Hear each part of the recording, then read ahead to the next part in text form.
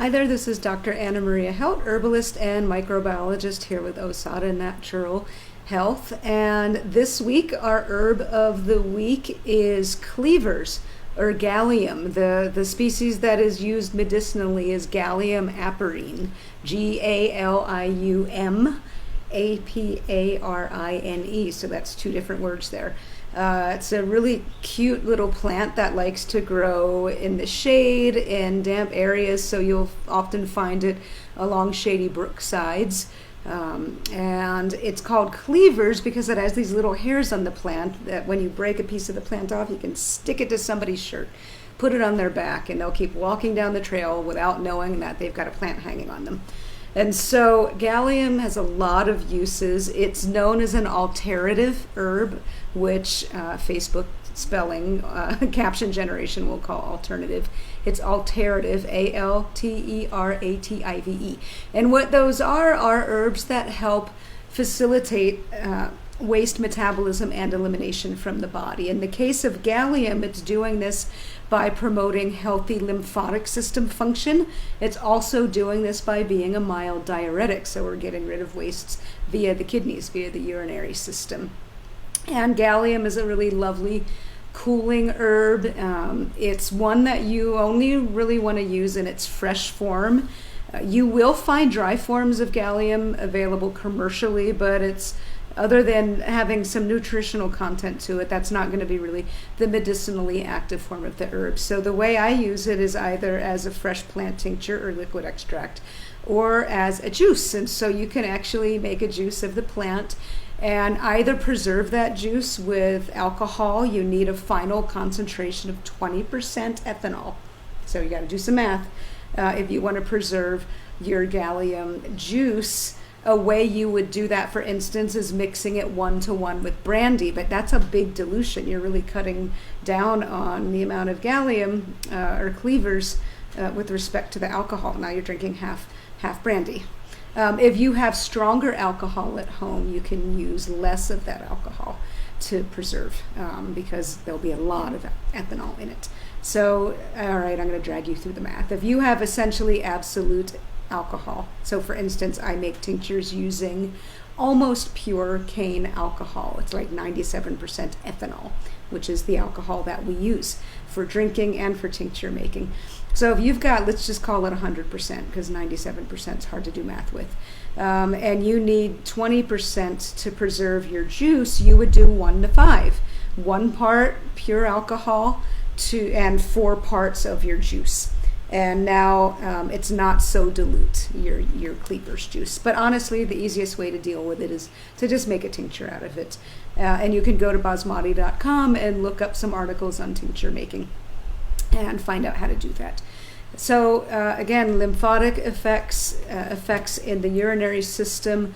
Cleavers is used to support a detox. I hate to use the word detox because it's kind of overused and often misunderstood. When I say detox, I mean supporting the body's organs of metabolism and elimination. So it's not like these plants are going into your kidneys and scrubbing them out, or going into your lymphatic system and scrubbing them out.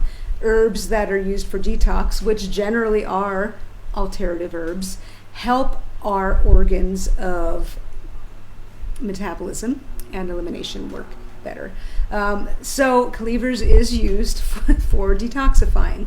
If somebody's been eating a really crappy diet for a while, or maybe they've had to be on some meds for a while that they just went off of, and you want to help their body clear some of that stuff out, you can use an herb like Cleavers or Galium. And I know I'm jumping back and forth with the name.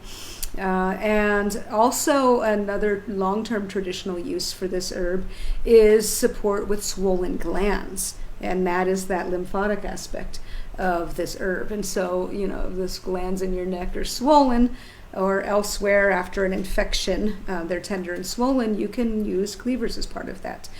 Traditionally, it's used to help break down hard lumps. And so another application of that would be things like cysts. So people that tend to have fibrocystic breasts, and ovarian cysts and things like that, Cleavers can be a great part of the formula that they're using to help support their body's own natural ability to deal with that kind of stuff. Now, going back to hard lumps and swollen glands and such, If you have a swollen gland, and it can show up in your armpit, it might show up in your neck, it might show up down in your abdomen, and it's not going away, then you want to go into the doctor and make sure there's not something more severe going on. That's pretty important. Really, when you have a hard lump anywhere that's not going away, you want to go get checked out. But regardless, this is one of the uses of Cleavers or Galium. Swollen glands, cysts, and such to help support the body. I also turn to this herb, and well, many herbalists do. I certainly didn't invent this, but I like it for skin issues. So people that are having acne outbreaks or dermatitis or other rashes that are showing up. A lot of times, not always, but a lot of times stuff happening with the skin is reflecting what's going on inside of the body, especially with respect to liver and kidney function. And while it's all well and good to make a nice natural cream or ointment and such to work with that skin issue, that can be a great soothing way to go, but you also need to work internally. And so I will frequently use Cleavers, Galium, in a formula to support skin health. So that is just, and it's just aside from that, it is quite nutritious. It's maybe not an herb you want to eat in a salad because, as I mentioned in the beginning, it's called Cleavers because it has these little hairs that will make it stick, and it will also irritate your throat when you eat those little hairs. So it's not something like chickweed, for instance, that you might chop up and throw in your salad or smoothie because you're going to get those annoying hairs in it. But you could juice it, like I said, and use that in smoothies and such, or freeze that juice. I forgot to mention that. Another way you could preserve your Cleavers juice is to freeze it in an ice cube tray, and then once they're frozen, put them in an airtight container in the freezer so that they don't pick up the stench of everything else that's been sitting in the freezer for a while. Maybe I'm sharing a little too much about my freezer. So that's another way to use your Galium and Cleavers. And so there it is, Cleavers, Galium aperine. Related to sweet woodruff, another Galium species, but they have somewhat different uses. And so until next time, be well.